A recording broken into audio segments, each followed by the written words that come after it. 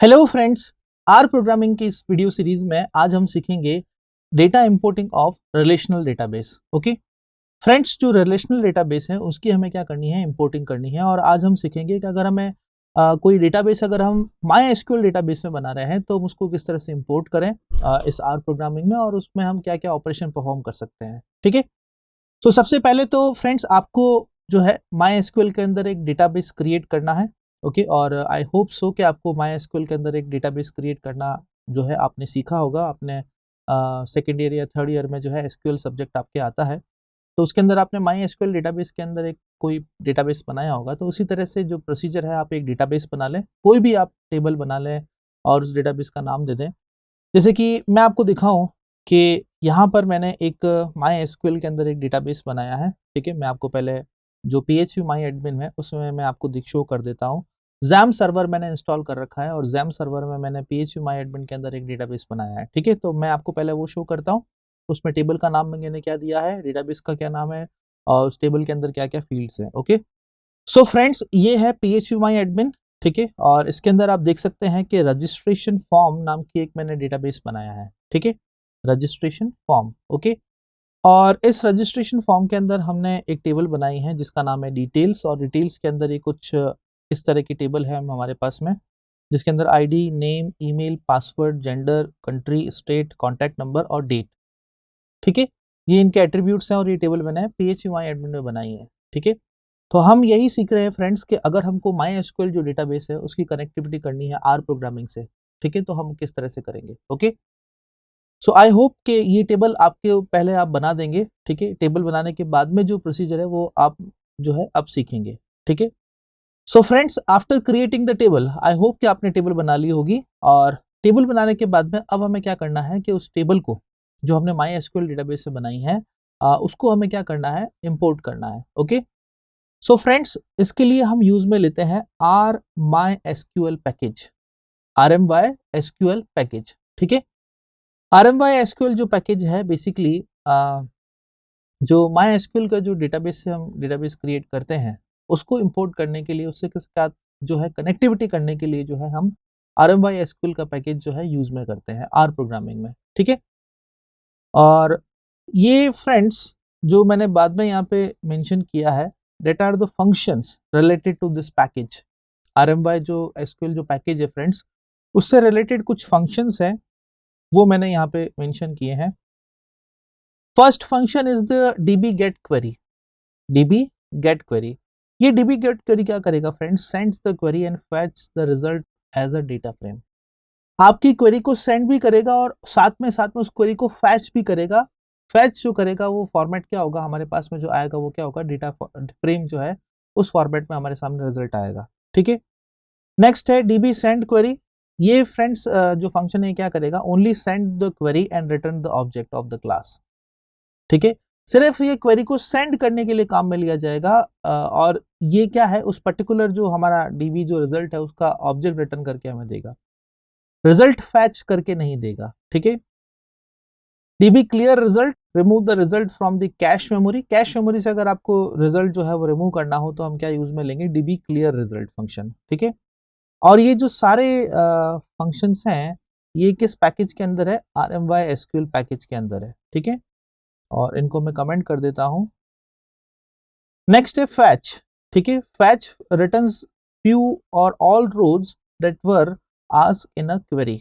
The output of the fetch function in a list is a list। ठीक है, so friends ये जो fetch जो फंक्शन है ये हमें क्या रिटर्न करके देगा, जो सारी जो रोज हैं वो डेटाबेस की वो हमें रिटर्न करके देगा।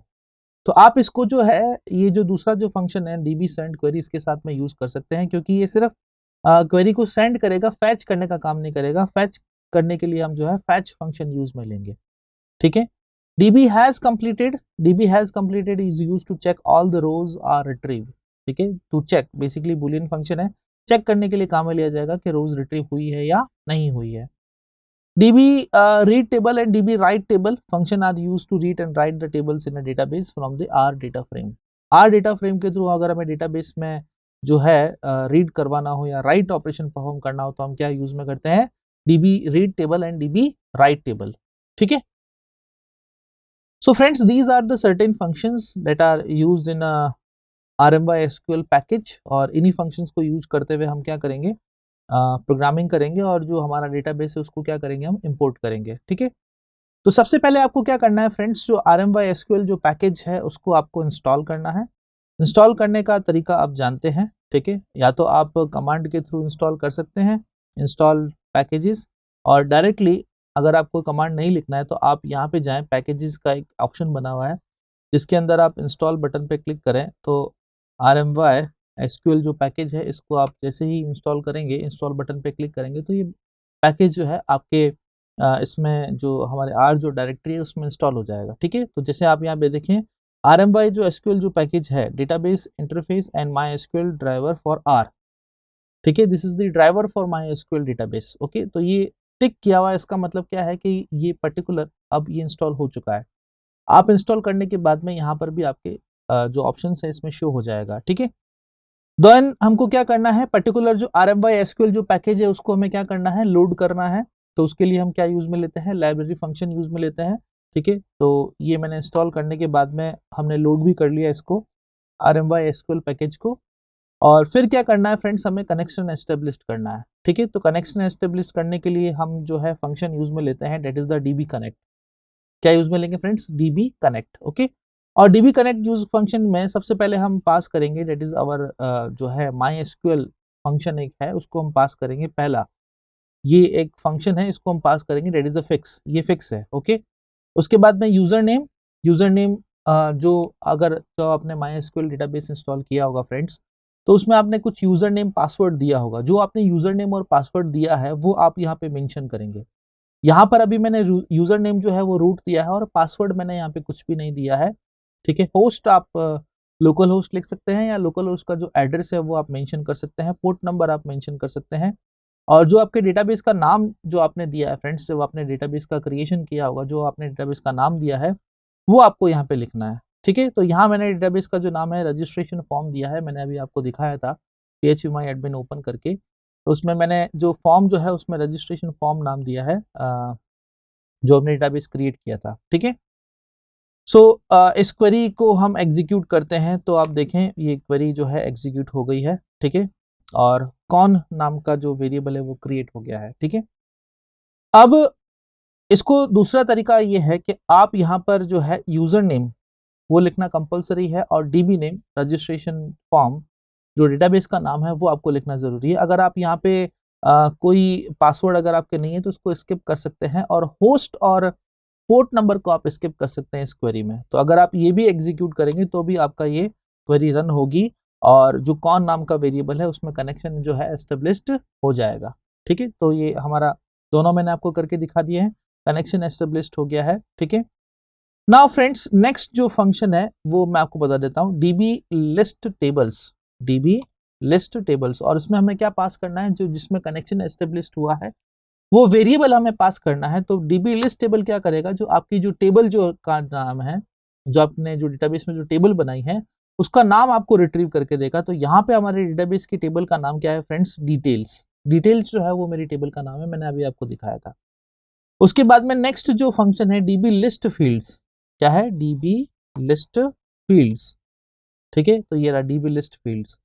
ये फंक्शन क्या करेगा फ्रेंड्स, जो DBI देखे पैकेज के अंदर है, ये फंक्शन क्या करेगा कि हमारे जो टेबल जो है DB डिटेल्स जो टेबल है जो मैंने बनाई है, इसमें जो फील्ड्स हैं, जो एट्रीब्यूट्स हैं, ये हमें रिटर्न करके देगा। तो मैंने यहाँ पे क्या किया, कौन ऑब्जेक्ट जो क्रिएट हुआ था वो पास किया है, और साथ ही साथ जो डेटाबेस के जो टेबल जो क्रिएट हुई है वो मैंने पास किया है। तो अगर आप देखें तो इसको मैं एग्जीक्यूट करूं तो जितने भी एट्रीब्यूट्स थे, ID, name, email, password, gender, country, state, contact number और डेट, 9 जो एट्रीब्यूट है वो मेरे को रिट्रीव हो गए हैं। ठीक है, 9 जो एट्रीब्यूट है वो मुझे रिट्रीव हो गए हैं यहाँ पे। ओके, और नेक्स्ट फंक्शन है फ्रेंड्स DB सेंड क्वेरी। ठीक है, DB सेंड क्वेरी, और देखिए फ्रेंड्स दो मेथड है SQL की क्वेरी को रन करने के लिए, दो मेथड है। पहला है DB सेंड क्वेरी और दूसरा है DB गेट क्वेरी। ठीक है, DB send query and DB get query. ठीक है, तो इसमें मैं आपको फर्क बता देता हूं, ऊपर हमने पढ़ा था, अभी देखें आप, ये रहा। डीबी गेट क्वेरी जो फंक्शन है वो सेंड भी करेगा और रिजल्ट को फैच भी करेगा, किसके फॉर्मेट के अंदर, हमारे डेटा फ्रेम फॉर्मेट के अंदर। ठीक है, तो पहले मैं आपको डीबी गेट क्वेरी के बारे में बताता हूँ। ये रहा डीबी गेट क्वेरी, ठीक है, और इसको मैं यहाँ से कट करके पहले तो मैं यहाँ पे पेस्ट कर देता हूँ। ठीक है, ये मैंने पेस्ट कर दिया। तो डीबी गेट क्वेरी क्या करेगा, आपके रिजल्ट जो क्वेरी है उसको सेंड भी करेगा और रिजल्ट को फेच भी करेगा, किस फॉर्मेट के अंदर, डेटा फ्रेम फॉर्मेट के अंदर। ठीक है, तो यहाँ पे मेरे को क्या करना है फ्रेंड्स, जो हमारी टेबल है, ठीक है, डिटेल्स टेबल, उसके अंदर मुझे सारी जो एंट्रीज है वो मुझे रिट्रीव करनी है। ठीक है, तो यहाँ पे मैंने क्या किया, सेलेक्ट स्टार फ्रॉम डिटेल्स, और जो हमारा ऑब्जेक्ट जो बना था वो मैंने पास कर दिया। और जैसा कि हमको पता है कि ये जो फंक्शन है डीबी गेट क्वेरी, ये जो रिजल्ट जो आएगा उसको डेटा फ्रेम में जो है स्टोर करेगा। तो उसको रिजल्ट स्टोर के लिए मैंने यहाँ पे एक वेरिएबल ले लिया डेटा 1। ठीक है, और इस क्वेरी को मैं एग्जीक्यूट करता हूँ और अब आप देखें डेटा 1, इसका हम व्यू देखें और इसमें मैं पास करता हूँ फ्रेंड्स डेटा 1। ठीक है, तो देखिए अब हमारा रिजल्ट जो है बिल्कुल हमारे सामने है, जो मैंने आपको टेबल जो दिखाई थी, ठीक है, जिसमें name, email, password, gender, country, state और कॉन्टेक्ट नंबर, डेट, ये सारे जो टेबल है वो हमको यहाँ पे एज अ डेटा फ्रेम जो है वो रिट्रीव हो गई है। ठीक है, अब आप देखें इसमें 6 ऑब्जर्वेशन हैं और 9 वेरिएबल्स हैं, 6 रोज हैं और 9 क्या है, कॉलम्स हैं।